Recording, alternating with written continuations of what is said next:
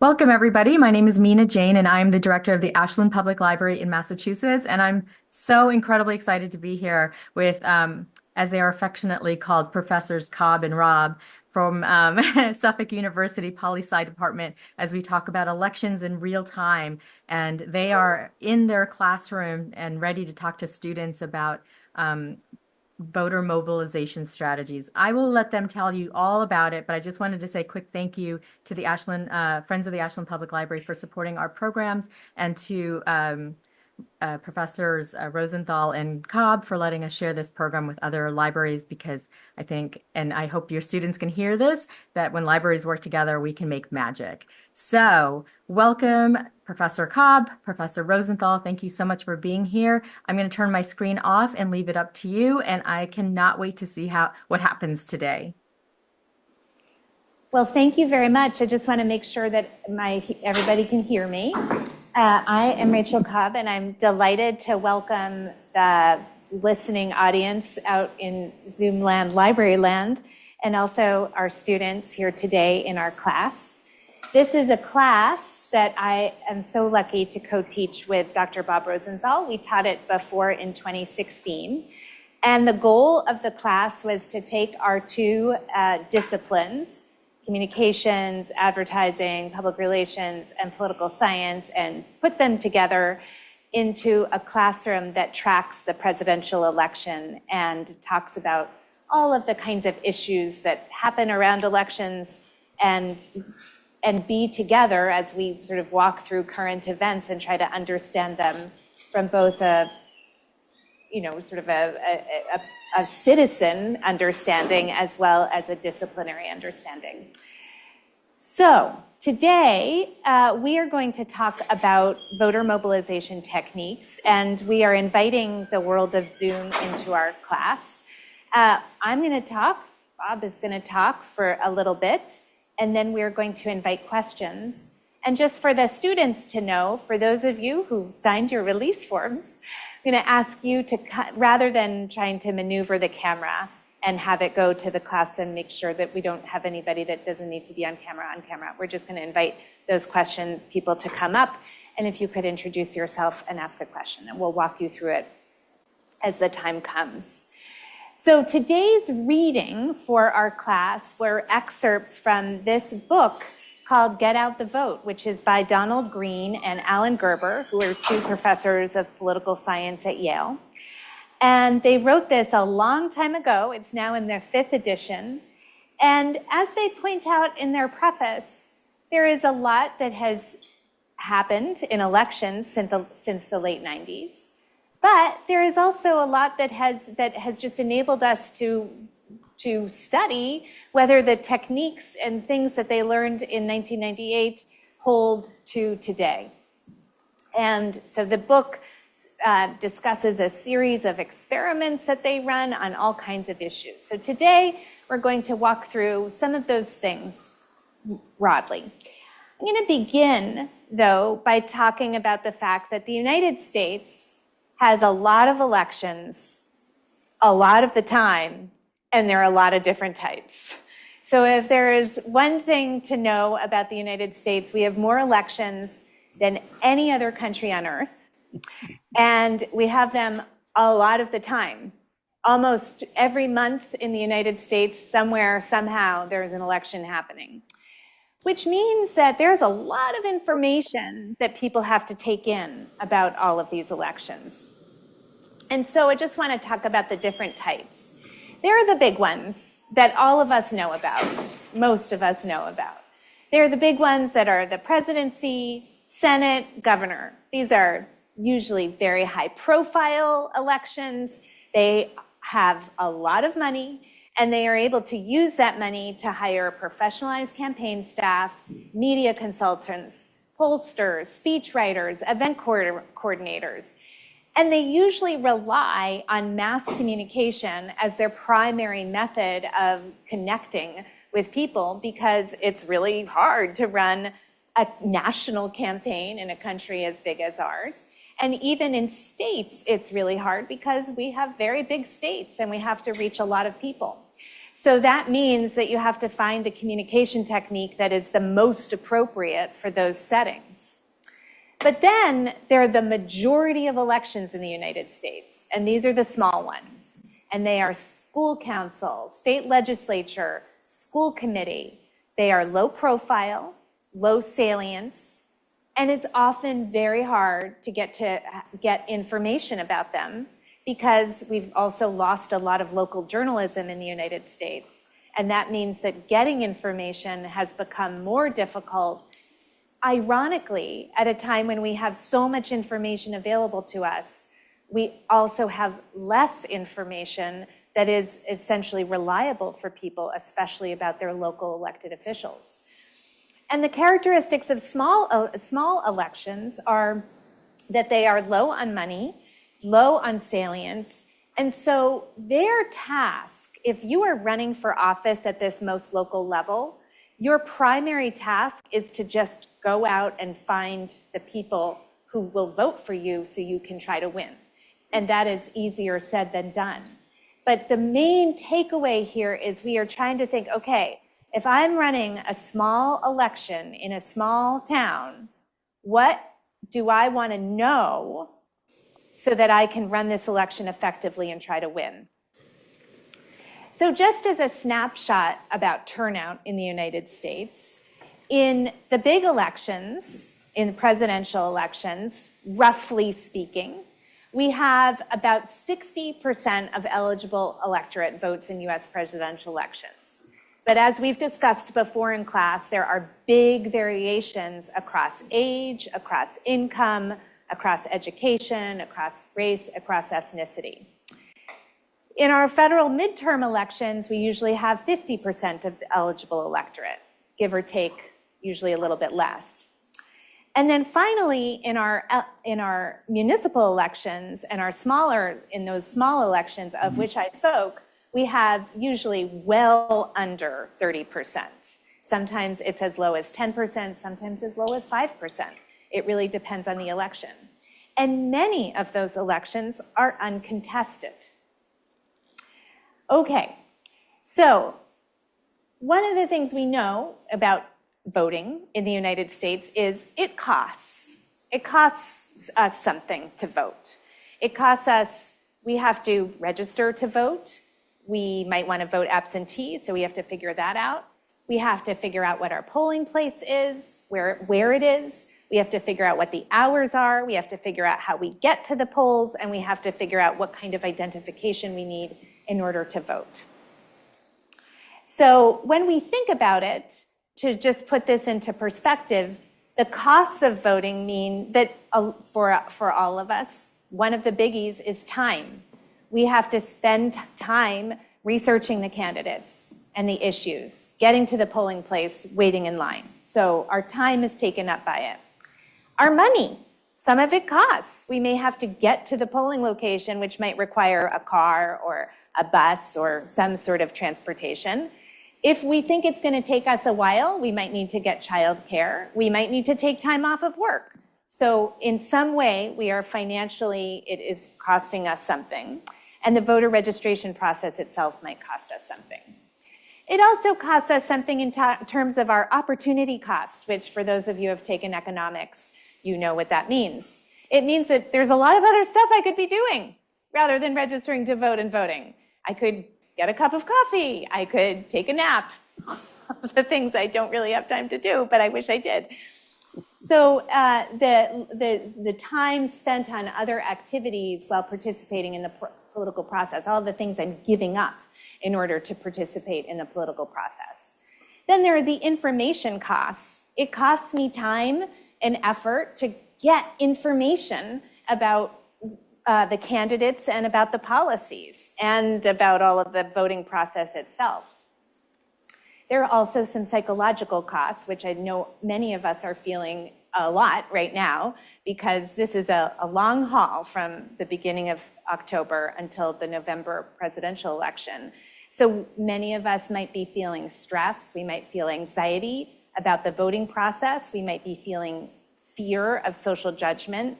Talking about elections is scary. And I have certainly talked to some students who have expressed just, first time voting.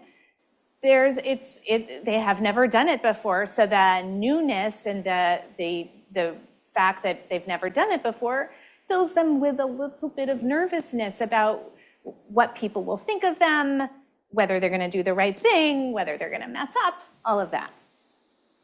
And then finally, access costs. There might be barriers that exist, such as voter ID laws, or if I have some sort of disability or something that is going to make it harder for me to access the ballot, whether that is a physical disability, a cognitive disability, or perhaps not a disability, but just English is my second language, and the ballot is a long ballot. It has a lot of information on it, especially if there are ballot questions on it.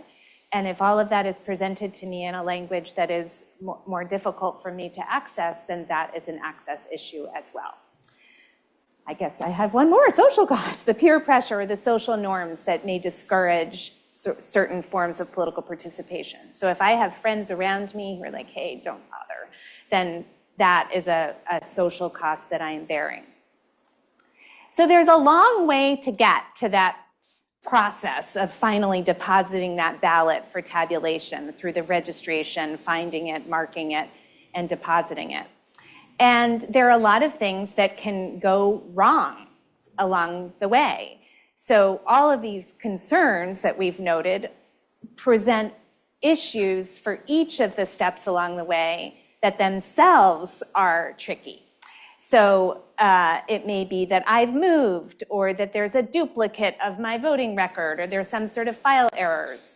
It may be that finding my polling location is tricky. How do I find the information about that? How do I even know the word polling location if all of that is new to me?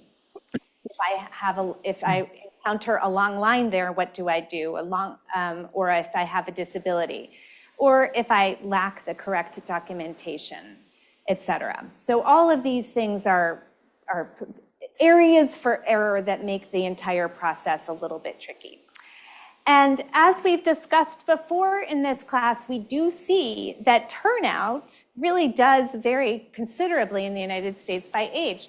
I am getting a question from a student. Can you just give the definition of tabulation? Yes. It's a big word that not everyone knows. Thank you, Nora. So I was just asked, and I'm stepping as I keep messing up where I am on the screen.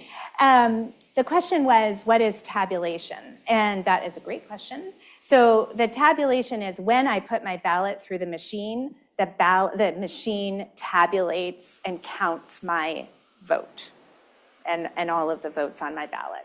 So thank you for that. Okay, so I'm just pointing out, and I know my students know this, but this is an important thing to know, that there are really big turnout differences by age in the United States, with those 60 and over voting at the highest rate, and those under 60, but particularly age 18 to 29, voting at the lowest rates. And one of the things that we've talked about in this class, and we will continue to talk about, is that some of that may be interest level of 18 to 29-year-olds, but a lot of it has to do with information and the challenge of learning this whole process, and the challenge of every state in the United States, 50 states, having different rules and regulations, making it a little trickier to access. And if you haven't grown up in a family that was showing you this all the way along, all of these costs are higher for you. All right, so to our topic today, that was all preview to talk about. All right, we are first going to talk about, very briefly, the structural things that we can do, the big policy things that we can do to try to increase voter turnout. And then we're going to talk about the things that we can do more as an individual and what we can do here on campus.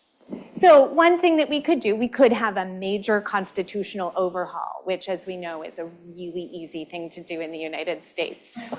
So developing a new electoral system to encourage minor parties, to change first past the post, to do all of these things that would make it just a much different system. Another thing that we could do, which is around election timing, is we could essentially consolidate all elections. So rather than have elections all the time in all of these places at everything, just say, nope, there is one election day or 2 election days a year. That's it. For any election in the United States, those are the days we do it, or those are the time periods that we do it. Last major reforms, and many of these have been enacted, is we can allow voters to cast ballots online. That has happened in some municipalities and it happens in some countries. We could allow ballots to be cast over a 3-week period, which many states already do through early voting. We could enable vote by mail, which some states have entirely vote by mail systems. We could have automatic voter registration, where instead of us actively going to register to vote, we can in fact just be registered to vote and have that happen to us so we can opt out rather than having to opt in. And then what a bunch of other states have is same-day registration, that I can register to vote on the exact same day as the election. So all of those are policy issues to try to make the whole thing increase turnout by making it easier in some sort of way. So today we're going to talk about the things that each of us can do that is beyond the structure. So imagine you, yes, you are in charge of mobilizing voters. What are the questions that you have if we put you in charge and said, you are the voter mobilization czar of the United States, or of this university campus, or of your city or town? What are the questions that you have? Most likely, as you think through it, you are then going to quickly move to thinking about the things that you think happen usually. That sometimes people, maybe the best thing for me to do is to walk door to door and canvass people and ask them to come out and vote. Or maybe the best thing for me to do is a lit drop and put literature at everybody's doorway. And they will read the literature and they will vote. Or maybe I should mail that because that's a lot easier than doing a lit drop. Or maybe I should just hire a bunch of people to make phone calls and have a commercial phone bank. That sounds really easy, just means I have to raise money, but then I can hire other people to do it. Or maybe I should just send a bunch of people emails, text messages, or maybe I should have a bunch of events, or maybe I should use the mass media, or maybe I should just really refine my messaging techniques, because if I have the right message, that will result in miracles. So, what are your thoughts, students? Briefly, you're not on camera, just to say, what are the techniques that you think might be the most effective if you were in charge of mobilizing? Yes. Well, I'd say probably the most effective in terms of turnout would be probably events, mass media, like phone banking for elections.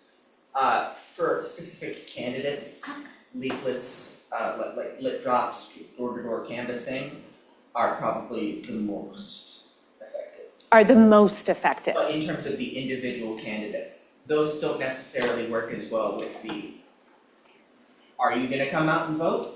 Okay, so we have from the floor a student who has pointed to a number of things, I would say, except for email, mass media, effective messaging. Okay, so sorry. To say that those are the things to focus on. I have another student from the floor.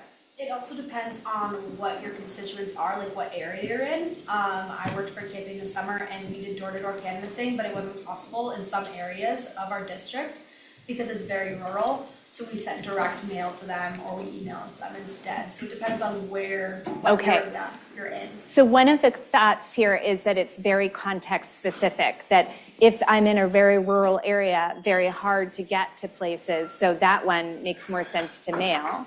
but other places a bit easier to go door to door. We had a member of Congress on campus last year who said that the most effective way for him to connect with voters was to go to Costco. And that was where he encountered the most. That was Fred Upton from Michigan.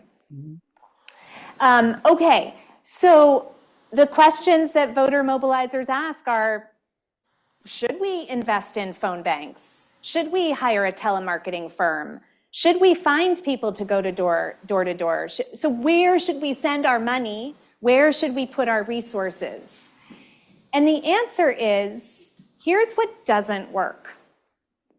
Commercial phone banks have been shown to have pretty much zero impact. Email. I love to email, but email does not work. Facebook reminders, shown to have no impact. Direct mail reminders, no impact. Text messaging reminders, no impact. Voter guides, I love voter guides, provide lots of information. They do not cause turnout. And that's the thing. What we are saying here is they might educate somebody who is going to turn out, but they are not going to turn a non-voter into a voter. And adding a partisan edge to any of these messages, that doesn't impact it either. So in experiment after experiment after experiment, you can put away the email, stop the text messaging, all of that. For if the goal is turnout, if the goal is to turn somebody from a non-voter into a voter. But what does work and has been shown to work again and again and again is canvassing, going door to door, that personal contact. Nonpartisan mailings boost turnout slightly. So what does work, which should come not as a shock, I think, to all of us who are human beings, is that we are social animals, and that the fact that we're social, we are embedded in social circumstances and social worlds, and all of that has an impact on us. That we want to feel wanted, we want to feel part of something, we want to engage in something bigger than ourselves. And so making people feel wanted at the polls is like inviting them to a social occasion. These personal invitations convey the most warmth. And then phone calls. Now, these are not commercial phone banks where it's scripted. Has anybody here ever done a commercial phone bank, like been and done the commercial thing? Yeah, okay, so I'm seeing some hands.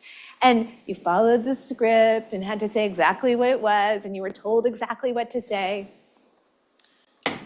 Depending on what you were doing it for, again, in all of the studies that have been done, these commercial phone banks have very little impact.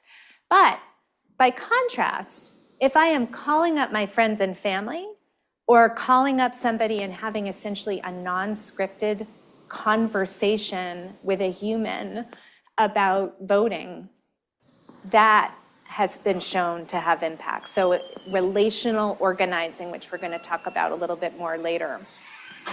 Another thing that has seemed to work is recontacting a voter who previously pledged to vote. So that reminder to someone that, hey, out there, I'm recontacting you. I know you pledged to vote. I want to remind you of that.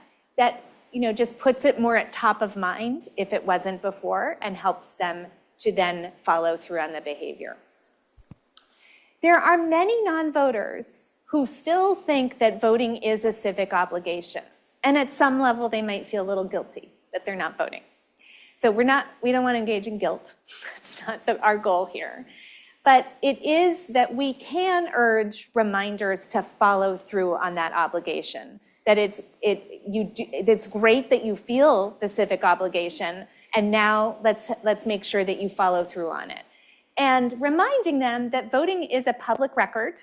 We can look any of you up and see whether you voted or not in any of the elections, see whether you're a super voter or just a presidential election voter, or a midterm and presidential but never local. We can characterize all of you for those voting behaviors. And so the common theme here is that the decision to vote is shaped by our social environments. And all of us have power over our social environments and the ability to transform our social environments. So we all play a key role here. Another finding that is important is that once we help people vote, people who vote will engage in voting again. It's sometimes called the gateway drug, that once you do it once, you're likely to do it. It is habit forming. But it goes both ways. If you vote once, you're more likely to vote again. If you skip it once, you're more likely to skip it again. So we want to focus on the not skipping instead and on the voting. So then another question that you might ask yourselves is, well, when? When is the optimal timing? Should I be doing this 12 months in advance of the election, or like the day before, or when is it the perfect time? And the answer is, we don't know. We don't know when the perfect time is. We do know that, again, we are human beings who procrastinate, put things off, don't pay attention until the end, like wake me up right before the election. So if we are registered to vote and that is all set, then the later the message comes, the more likely we are to follow through, just because of the natural thing about, again, how we behave as people. Then another question is, who should you mobilize? And that just requires a lot of people who can do data mining that we don't have access to. So I'm not going to really talk about that. It's beyond the scope of what most of us can do, but believe me, the campaigns that have the access to the money and the resources are doing data mining. They are trying to figure out these exact kinds of people who have a household size of X and purchase these kinds of products and live in this kind of neighborhood, and they're going after them in particular ways with very strategic messaging. And I wonder if my messaging guru, Dr. Bob, wants to say a couple of words about messaging. Yeah, this is a good moment. First of all, when you message, you have three different possible goals. One is to energize your base. And so that's where you want to make sure that your messaging is constructed so that there's what they call in the business red meat for the base. The base voters have to turn out. They're more likely to turn out, but those are the ones you go after. The second is to persuade others who are maybe leaning in your direction to go out to vote and or are independent and are making up their minds. So those you're targeting those with a little different messaging. They don't respond as well to the red meat as they do to ads that are somewhat negative in some instances, but also the here's my vision, kind of ad. The third is, believe it or not, one of the reasons why you would advertise is to try to keep some of my opponent's supporters for voting for them. Typically, for example, people who might be marginally leaning in a direction and not too thrilled with your candidate. But so if they're just marginally leaning, you certainly don't want them to fully commit to voting. And so some of the negative advertising is actually designed to say to them, it's not worth voting, right? You don't vote. If you're not going to vote for me, you're not going to vote for this person. And so I can give you a lot of negative advertising. And then what happens is the voter just basically says, a pox be on both their houses, and they sit home. So that's the goals, the strategies and tactics. One of the ways to increase your base is to have, in a general election, also have referenda, a referendum question or two, a referenda that appeals to the base. So, for example, you will see that happening in this election in some states. The abortion rights being codified into law in the state is on the ballot. either expanding or contracting, depending on, what the goal is and whether the Republicans or Democrats are doing it. But that is going to get people who have an interest in that issue to come and vote. And then the hope is they will continue, because they're there, they're going to vote for your candidate or the candidate that best reflects their particular side in the issue. Clearly, yeah, the issues and getting people to be able to do mail-in balloting like we have here in Massachusetts. In Massachusetts, my family is all doing mail-in balloting. We all filled out a request for a ballot form that covered the primaries and as well as the general election. So we didn't even have to request two different ballots. It's easy as pie. So it gets away from some of the costs that Rachael was talking about. Use of social media can be important, particularly in getting your vote out. But from the viewpoint of the independent voters, it also can be important. And Rachael pointed to the loss of social media, loss of local journalism. Um, that's significant. We have lost about 50% of the newspapers in this country, and many newspapers that are still in existence have gone to 2 days or 3 days a week or even once a week publication. And that's basically because for those of you who are not baby boomers like I am, most people who are not baby boomers don't get their news from traditional media like uh, television and from newspapers. In fact, they get their news from news feeds, which has its own issue. But generally speaking, traditional media forms are very limited. And so taking out an ad in a newspaper, and even out, you'll see a ton of ads on television now, mostly negative. And for those of us living in Massachusetts, we're getting a lot of negative ads from up in the New Hampshire governor's race, for example. But those are aimed at older constituencies generally, and if you see an ad on a newscast, it's because you're watching that newscast. According to the Nielsen ratings, there are very few people under the age of 50 that watch newscasts on television, traditional newscasts. So which is why, by the way, when you see the normal advertising, it's all for pills for various things that we people who are more mature have as issues, right? So advertisers know that.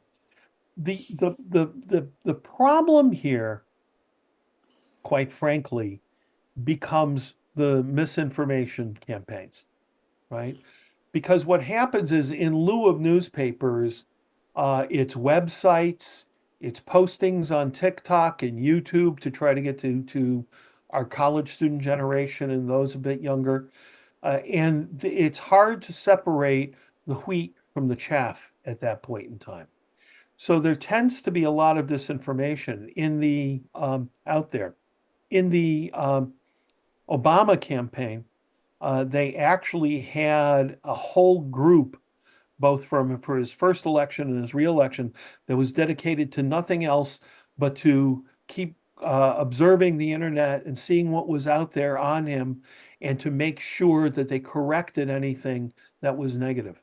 And literally, they had a whole army of people doing that, just to make sure to tamp down the rumors, et cetera, and the negative stuff. So what has happened is the ease of communication with the internet is, again, that two-edged sword, as we all know. It makes it easier for you to directly relate and get in to the people you know who support you, and even to recruit some others. But it makes it much more difficult. Think of it this way: worldwide figures. YouTube is the number one viewed website in the United States, uh, followed closely by Facebook. And they're just flipped worldwide. Worldwide, it's Facebook and YouTube. Facebook worldwide, um, has 1/3 of the population in the world goes on Facebook at least once a month. 1/3 of the world's, it has billions of views. In the United States, 80% of people go on YouTube, 80% of web users go on YouTube at least once a month.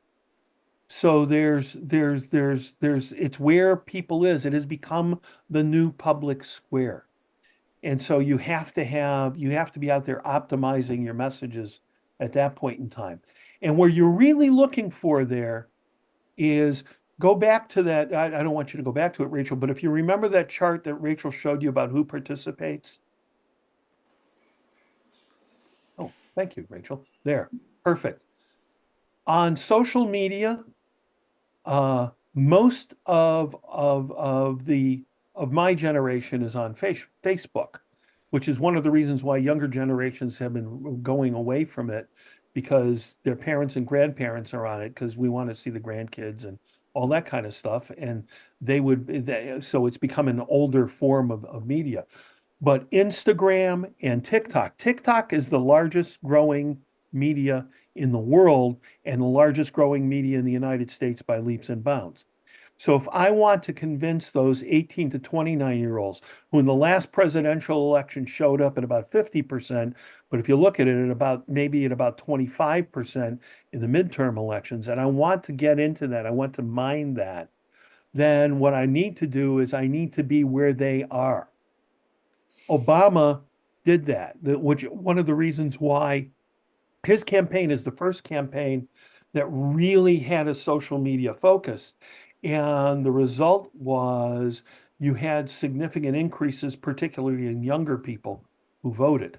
Historically, younger people have always voted, as you can see from the chart, younger people have always voted at a lower range for a variety of reasons than people who are older. If you want to change that, you've got to go where they live and where younger people live. I give a survey to my students every semester so I get 80 to 85 responses every semester. How much time do you spend on the internet? They have to figure it out. They keep track of their internet use for 4 days. The average student spends between 8 to 10 hours a day on social media and other forms of media, right? Now, some of that's duplicated because they multitask, right? I'm watching The Bachelorette and I'm texting my friend at the same time about it. But what happens is you need to be there in order to be able to really communicate with them, and you probably see an increase. And by the way, you're seeing that happen in the Democratic convention. Influencers, for the first time, had their own space in the convention hall, and they invited the 220 social media influencers who were particularly popular with 25 and under to the convention, and they had, like I said, their own space to do their webcasts from, podcasts, etc. So it's really become significant in terms of it. So in terms of where you wanted to be to mobilize, I think you're seeing much more emphasis being placed on various forms of social media, which has become, quite frankly, the new town hall. Rachael, back to you. Thank you. Well, now I'm just trying to see if my chart will work. Let's see, there we go. Okay, so what we did was talk about the when and the who, and then talked about, thank you, from our message person, about the kinds of messages that we might want to send out if we were doing ads, and the kinds of things that we might want to do if we're engaged in social media.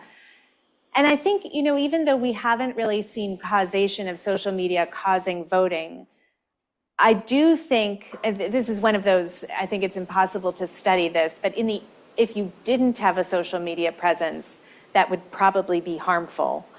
But we can't exactly say that the social media caused someone to vote. But going back to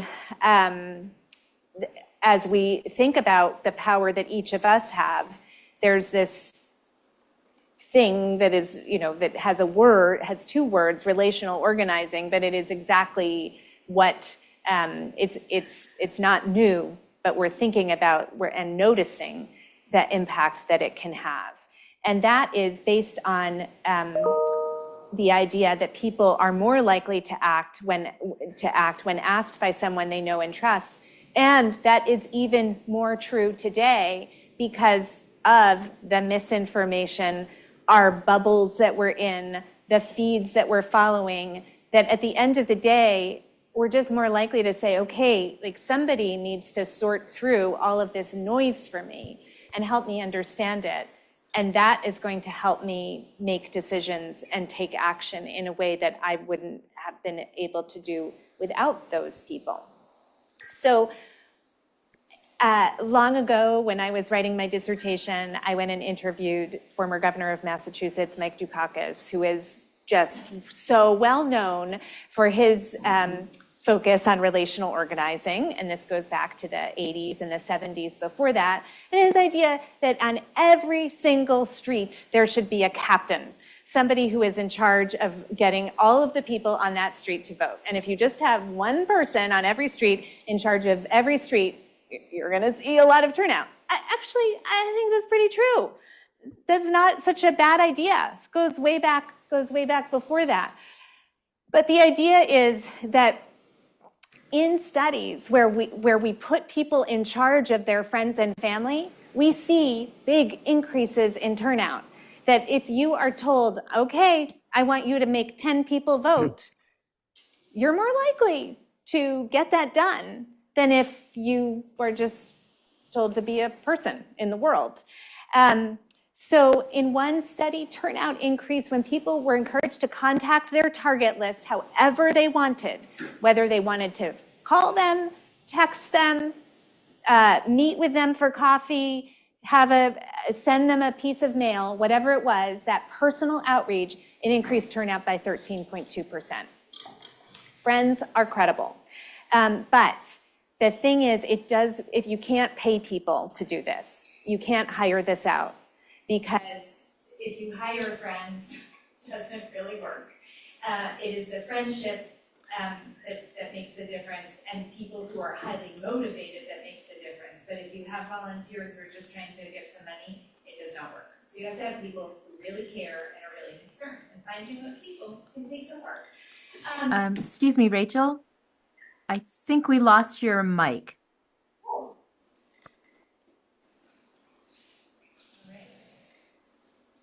right. The battery ran out. Hold on one second. Can you hear that now? Yes. Yes. Okay, great. Thank you. So here are some ideas for what you can do. First of all, thinking about your social network and who your friends and family are, and who even beyond that. So it may not be a personal, a close personal friend, but are there people in your circle who you may not know very well, but know enough to be able to say, hey, I don't know you very well, but I would love to talk with you about voting and whether you plan to vote. Just that conversation, it's a great way to have a conversation starter in October of 2024. And preface it by saying, I'm telling you that I am nonpartisan in this conversation. So if you also ask people to do some things for you, like, okay, I want to make sure, I'm so excited that you plan to vote. Will you send me a selfie when you're at the polling location, or when you go to early vote, or when you do your vote by mail? I am not saying I want to see your ballot. I'm not saying I want to do any of that stuff, but I want to participate that. And maybe a WhatsApp group or a social group that you're part of can encourage that. And then another thing that all of us can do, some is a little easier than others, homegrown how-to videos, sorry about the challenge there, that go viral at the behest of social media celebrities. So do you know some celebrities or some local internal celebrities among your friends group that where you have some how-to videos or things like that? These are all different ideas, and probably you can come up with better ones than I can. But these are the kinds of things that where your creativity and just knowledge of your friends can make a huge difference to what happens. Now, I know that I'm speaking to the library audience and that I'm also speaking, and I know that there are, I just have a lot of people in my life who talk about postcards and sending postcards and asking whether postcards make a difference. And so they make a slight difference. It's not nothing, it's not huge, but it is worth, I suppose, worth your time. You will see in just a minute. Philadelphia partnered with some researchers to test the effects of postcards, encouraging turnout in both the May primary and the November general. And turnout did increase by 0.8% among those who received a postcard. But what is interesting is that it was 1.5% increase in the general who were encouraged to vote earlier in the primary. And that sort of speaks to the, if I vote once, I'll vote again kind of idea, and that it is habit forming. So early engagement gets us to later engagement. So if you write postcards, you're going to get one vote out of the 71 that you write. So it's your choice about whether you want to do that. But that's something. That is something.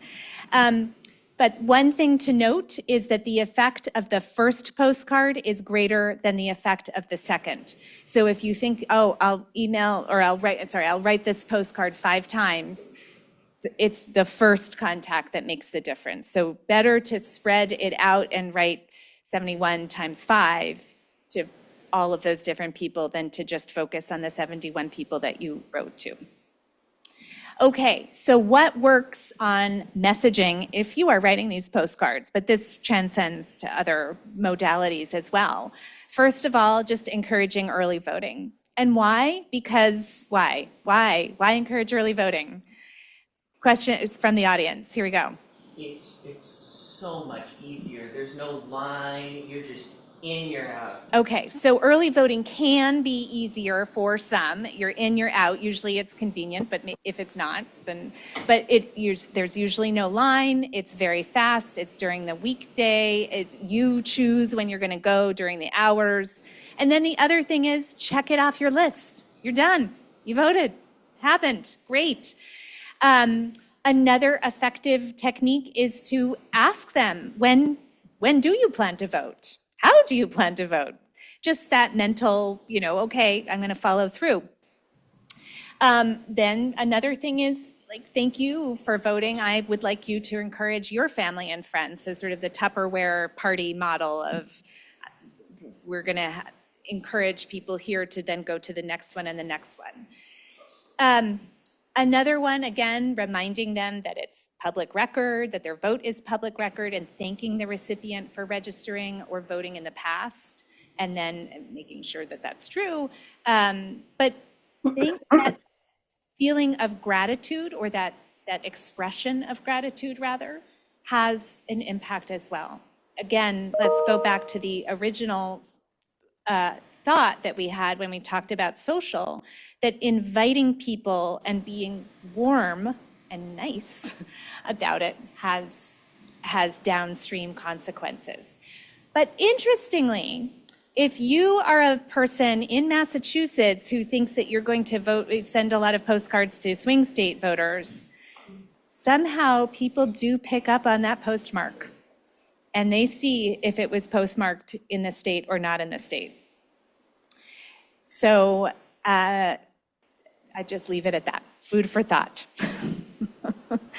And that is the end of our presentation portion of this. I'll go back to the beginning slide, or actually I'll just end the slide.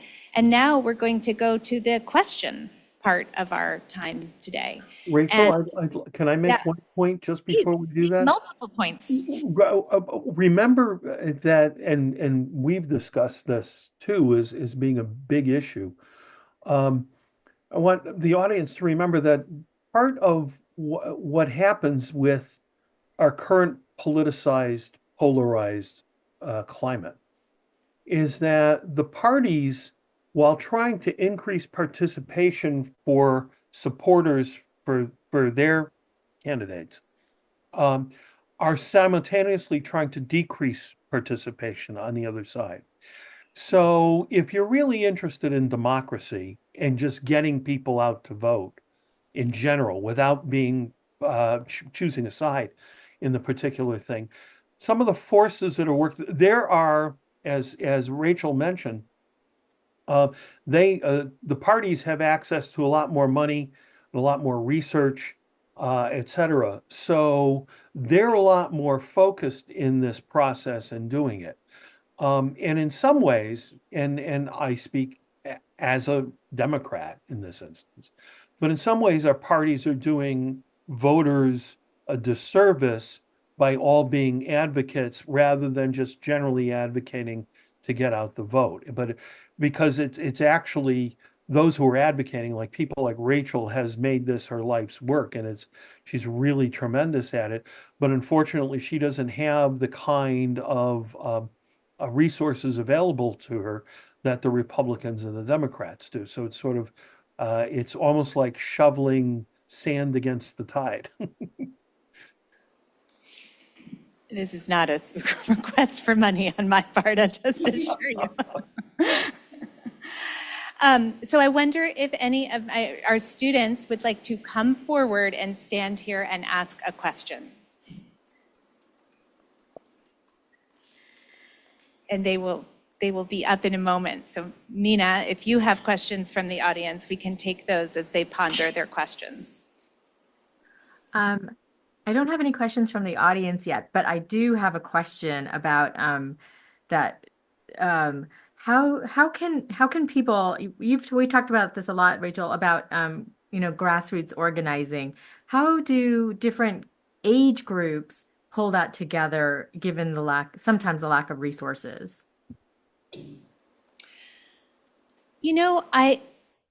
There are probably, and I'm sure there are, people who know a lot more about the variations across age groups with respect to grassroots organizing than I, because my initial thought is I don't think there's very much difference across age.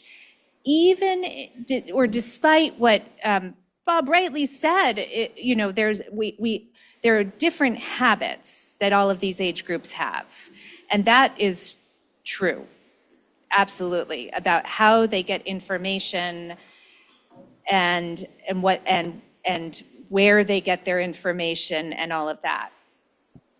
But when it comes to grassroots organizing, I think the only difference between age groups is really about location and where they are. In some ways, college students, it's a very easy group to contact because we have you here in a classroom, we have you on campus, we are connected with you, and we reliably can find you at different locations in a way that is harder with community members, just because of the random group that you get at a playground or whatever the community center is. It's just a little bit less reliable in that sense. But grassroots organizing is relational organizing, and it is it just goes back again and again and again to this direct human contact that is so powerful for taking action. And it is precisely what social movements use as their primary mechanism. That the reason that we call them social movements is because they are social, and they also have these the people who participate in social movements have this other experience, which is not just that they believe in the cause and the kinds of things that they want to accomplish through the movement, but they're also finding friendship and solidarity and connection and lifelong relationships that that are critical to their own development as humans along the way. So that is exactly what engagement in the political process requires and is needed from all areas. Yeah, to Rachel's point, all of the theories of mass media say that the same thing, that individuals, people are more influential on other people than the media is. So, for example, viewing an ad or viewing a debate, etc., you're much more likely to be influenced by the person that you talk to about that than you are. So this relational is very important. One thing that I think we begin to also see is that the research on social media suggests that people oftentimes use social media and don't think of it in mass media terms. So they're using social media. It's like making a phone call, right? When you make a phone call, you don't think of you're using media, but you're having a conversation with a friend over a long distance.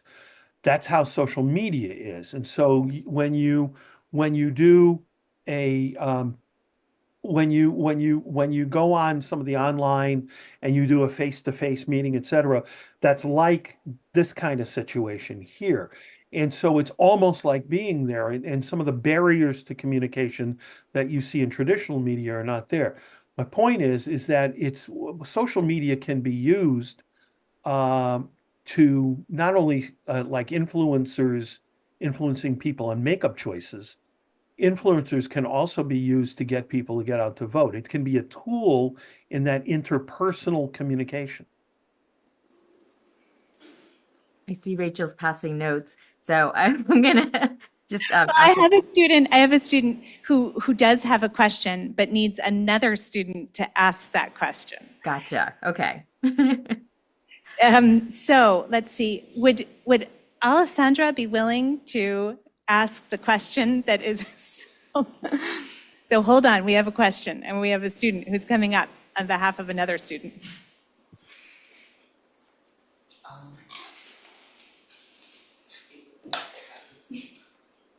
So we're all poll workers, how does being a poll worker has impact future voter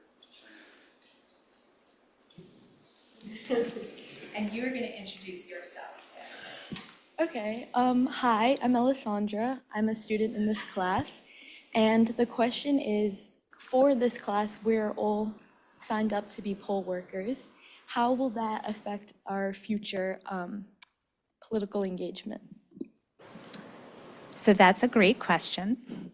And it is something that we actually don't know the answer to. And it is exactly the kind of research that I want to do. Because I have heard, and a lot of us who think about poll workers a lot have gotten some anecdotal evidence from students who say, I plan to be a poll worker again. And pretty much if you're planning to be a poll worker, you're planning to be a voter. But we don't know how much repeat times a student who works as a poll worker at college then goes on to do it again and again and again. So this is a question that needs to be researched. I do hypothesize that people who engage in service, especially early on, that causes them to engage in service again, and that having young people engage in service has downstream consequences of more service. And we do know from other forms of service that this is true. So people who serve in the Peace Corps, people who serve in the military, people who serve in Vista, all of these experiences, or they do city year or et cetera, those are meaningful experiences that then cause future service, but we don't know about that when it comes to poll workers. So it's a great research question that I am planning on doing something with. Okay, I have another student who's coming up.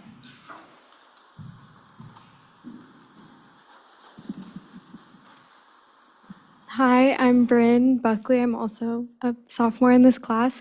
Dr. Rosenthal talked a little bit about influencers and how they can help mobilize the vote, but I'm just wondering, does anyone know like how much that actually, like influencers can post all day, but is that actually like mobilizing young voters to show up to the polls? If I might, when Taylor Swift, who's the most powerful personage, influencer, whatever, online, when she decided to endorse Harris, over 350,000 people went to a link on her website and clicked on for voter and for registration information. I would suggest that that's a huge example of the power of, particularly in her case, her tremendous celebrity, but the potential power of influencers on the internet. I think that there are the mega celebrities of the Taylor Swift type. I am not sure about other kinds of celebrities and influencers, I just don't know. We do know that celebrity endorsements for a long time made very little difference in elections. And I'll tell you the difference between, let's say, a union endorsing a candidate versus a celebrity endorsing a candidate. A celebrity endorses a candidate and you get the name, and that's cool. You can say, I was endorsed by whoever it was, this amazing singer, amazing athlete, and maybe I get a lot of money out of that, maybe I don't. If I have a union or an interest group that I believe in, endorse me, I get people. I get boots on the ground. I get people coming and holding signs for me. I get money. I get them talking to their friends. I get just so much extra from that. I do think, clearly Taylor Swift, she can tell you to do something, and there are a lot of people who are going to do it. But I'm not sure who else commands that power of celebrity and how many people do, or if they're just a handful of them. All right, we have another student. Come on down. I just had a comment. It's okay, yeah. Turn your comment into a question, Nora.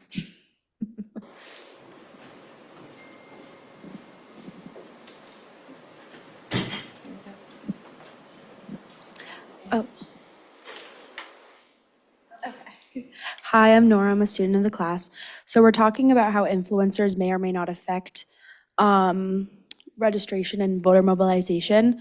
Something we've talked about in the PR department, especially a lot, I know Dr. Bob has talked about it, is influencers are very specific. They're very niche to their audiences. So when someone like Taylor Swift talks about the election, you're like, what kind of knowledge does Taylor Swift have about the political process, rather than a union when they are involved directly in that, like getting funding from the government, stuff like that. But when you have people like Alex Earl saying, oh, go vote, what does Alex Earl have to do with the election? So I think it's very specific on who is endorsing and how. Has that kind of power in a way that I think celebrities don't. I think she has the power to get people to register.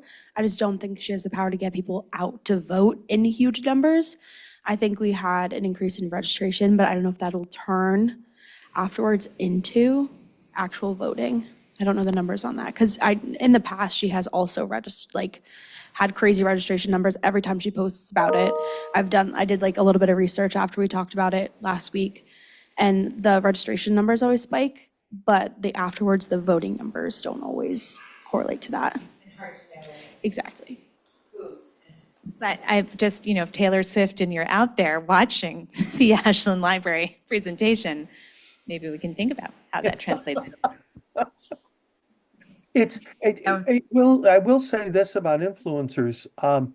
If Because influencers have the interesting thing is a lot of advertisers, for example, now in cosmetics, for example, there have been whole campaigns which go with what we call micro influencers, those that have under 20,000 people. And they have found that they get a bigger bang for their buck because they're actually, most people who see them, who view these influencers, don't see them as being advertisers. They see them as being just a genuine person who tries the makeup and likes it or doesn't like it. And I don't think yet we in politics have really done this, right? We haven't used that channel. I think it's coming, and I think eventually people will start being political influencers. I mean, you get some of that with the talk show hosts and the talking heads and stuff. But I think those micro influencers might be a wave of the future moving forward on this. That might not be a good thing, but I think like anything else, if you can sell soap on advertising, you can sell a candidate on advertising, you can do it with an influencer. It's a fascinating question, especially in local politics and knowing who the local influencers are, because they are out there, but it's who are they, and are they talking about the local issues, or do they just happen to have a local audience? Yep. So that's the other tricky thing. But there's, I do agree, a lot more research to be done on the impact of social media, because at the end of the day, social media is still only really, I mean, a decade old, and Right. it's in the kind of, I mean, it's older than that, but the kinds of things that we're seeing are really not that old, and so still refining what impact that has on our digital natives, our students. Rachel, can I ask a follow-up question? A little bit on a follow-up from what Nora just said about the disconnect between registration from like something like Taylor Swift and going to actual voting, but also that slide that you had that showed that students are the least number of people that are voting. So what, and you said that they're the easiest to find because they're on campuses or, things like that. So where's that disconnect? Like, given that we can easily talk to students and young people, but yet they're the lowest number to vote. Well, a couple of caveats to that. Of course, there are a lot of 18 to 24-year-olds who are not students. So that's one piece of it. There are only, I don't know exactly what percentage of 18 to 24-year-olds are in college campus right now, but it's under half. The number's going down. The number is going down. Thank you. Wow. Better than I do. So first of all, that means that we only have a little of a captured audience on these college campuses. And youth voting in general is actually ticking up. So that's a good sign. But going up and down according to the election. So that gets us to just the challenge of getting our young people to participate in politics. And so much of that goes back to the kinds of costs that we have, and our young people pay more, essentially, on all of those costs, because it is new to them, because there's sort of like the startup costs are always greater than the maintenance costs. So getting all of that stuff ready, the registration, the this, the that.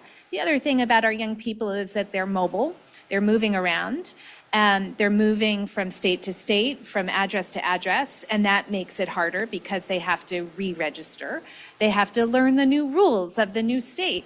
And voting, et cetera, is usually at the bottom of their list, not because they don't care, but because they got a lot of other things that they have to accomplish in their lives, and they're busy, and they're not exactly frequenting government offices a lot. And although this is not true across the country, in some urban areas, young people are deciding not to get their driver's licenses. And so they're not even going to the registry of motor vehicles et cetera. So there are a lot of things that the way that we have designed our policies, we are not inviting our young people into the process, and we're making it harder for them.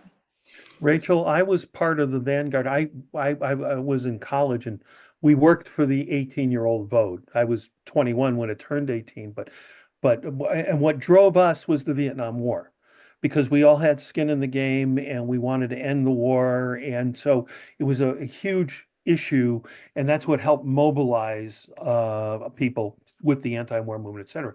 I think when you'll see something like that, and so we should see a little bit more of an uptick with the abortion issue, because even in states where it's not on the ballot as a referendum item, I think a lot of women and some men certainly see that as being on the ballot with the Harris and Trump candidacies. So I think that's one of the things that might drive up, particularly since it's an important issue for younger women and men. And yes, and it is an issue that that age group rates as very high on Yes. their issue list, along with the economy. Yeah. So a lot of, but yes, they are seeing that as a reason to vote in a way that previous generations have not. I see that our class time is coming to an end, so I want to thank everybody for being with us today and thank our students for continuing to be wonderful. Yes, and I really appreciate both of you and all of your students allowing us a sneak peek into your classroom and having a little bit of a a walk down memory lane of how that feels, but also just how important it is for us to have these conversations across age groups and understanding each other's perspectives. So for Dr. Bob and Cobb, I really appreciate this. And for all the students who had the courage to stand up and ask your questions and think with us, I really appreciate it. So I'm going to end the Zoom, but I do appreciate all of this. And I hope that you all vote in November and feel strong about it. Thank you, Mina, for spreading the word. Thank you very much. All right. Thank you. Bye, everybody. Bye.